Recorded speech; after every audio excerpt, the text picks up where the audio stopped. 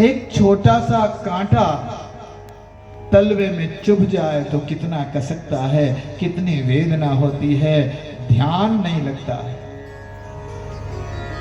और यहां तो विष से बुझे हुए बाण रोम रोम में चुभे हुए हैं और बाणों के बिस्तर पर विश्राम कर रहे पितामह भीष्म गोविंद के ध्यान में डूबे। भजन के लिए अनुकूलता आवश्यक नहीं, अनुकूल परिस्थितियां होंगी, अनुकूल वातावरण होगा, तब करेंगे भजन। ये भजन के लिए अनुकूल वातावरण और सुख सुविधा की प्रतीक्षा नहीं करनी चाहिए।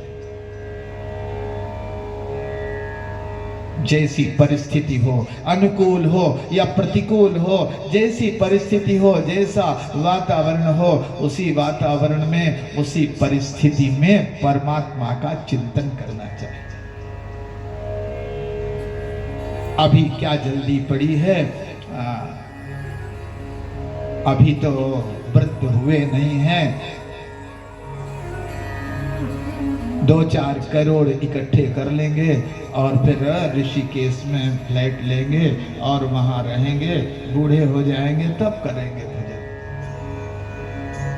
तो पता नहीं इतने इकट्ठे हो पावे कि ना हो पावे, और वो परिस्थिति आ सके तुम्हारे जीवन में कि ना आ सके, कुछ पता नहीं। ये बुलबुला कब फूट जाए।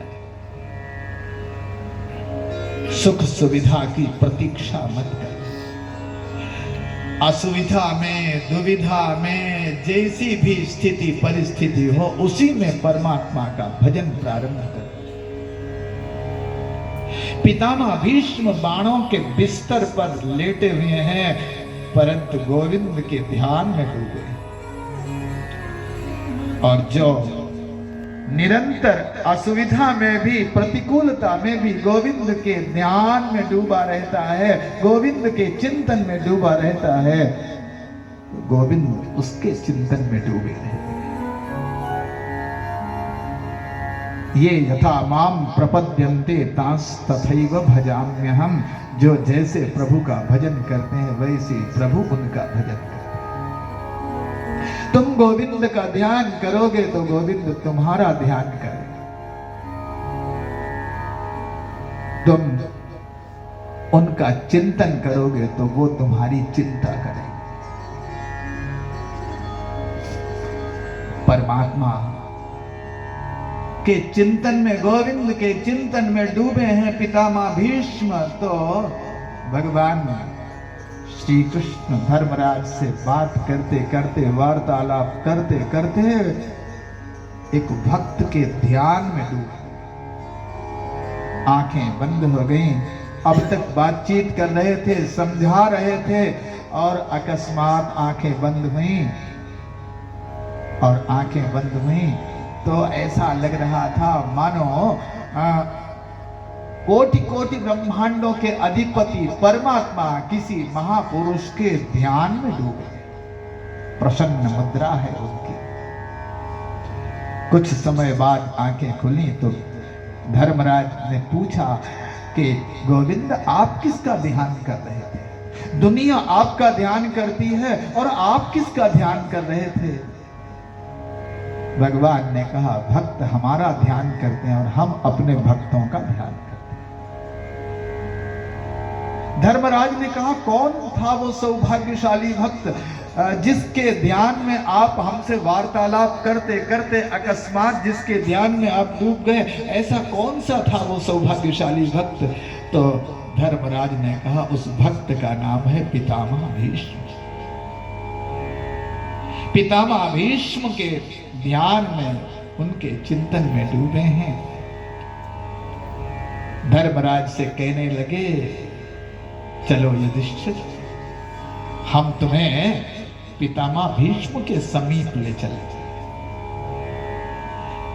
वह अद्भुत सूर्य ज्ञान का प्रचंड मार्तंड अब अस्ताचल की ओर जाने वाला है, वह अस्त होने वाला है। चलो चलो उससे कुछ सीख लो, उससे कुछ शिक्षा लो। पांडवों के साथ भगवान श्री कृष्ण पितामह भीष्म के समीप आए हैं। यत्र देवव्रतो पतत, जहां देवव्रत भीष्म बाणों की शैया पर लेटे हुए हैं, उस स्थान पर आए। पांडवों ने प्रणाम किया और पांडवों के साथ स्वयं भगवान श्री कृष्ण ने भी पितामह भीष्म को प्रणाम किया। पितामह भीष्म ने देखा प्रभु को, आहा कैसी मर्यादा है इनकी। कोटि कोटि ब्रह्मांडों के अधिपति परमात्मा जो ब्रह्मा के आदरणीय हैं, शिव भी जिनके चरणों में शीश झुकाते हैं, आज वे हमें प्रणाम करते हैं। कृष्णं च तत्प्रभावज्ञ आसीनं जगदीश्वरं हृदिस्थं पूजयामास माययोपात्त विग्रहम्। पितामह भीष्म के चरणों के पास खड़े हो गए गोविंद। क्यों चरणों के पास क्यों खड़े हुए? बोले चरणों के पास इसलिए खड़े हैं कि इनके ऐसे महापुरुष भीष्म के चरणों से उठी हुई रज यदि हमारे सिर पर पड़ जाए तो हम भी पवित्र हो जाए। ऐसे भक्त हैं भीष्म पितामह। भगवान कहते हैं अनुव्रजाम्यहं नित्यं पूये ये त्यंग्री रेणु भी निरपेक्षम मुनिम शांतम निर्वैरम समदर्शनम। जो निरपेक्ष हैं, मननशील हैं, शांत हैं, निर्वैर हैं और समदर्शी हैं, ऐसे जो हमारे भक्त हैं, उन अपने भक्तों के पीछे पीछे हम दौड़ते हैं। किसी ने कहा आप क्यों दौड़ते हो अपने भक्तों के पीछे? बोले लोग हमारे नाम का उच्चारण करते हैं और हमारे सारे, अब हमारा नाम हरि है ना, सो हम सबके पाप हर लेते हैं। सबके पापों का हरण करने के कारण ही तो हमें हरि कहते हैं। हरति पापम इति हरि, हरति शोकम यह सह हरि। जो शोक का हरण कर ले, जो पाप का हरण कर ले, वो हरि। अब इतने पाप हम ले कहां जाए?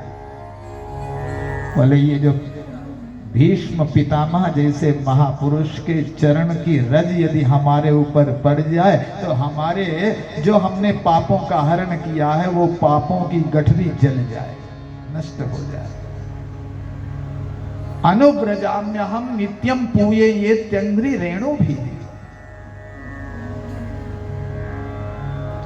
पितामह भीष्म समझते हैं कि ये तो जगदीश्वर हैं, माययोपात्त विग्रहम।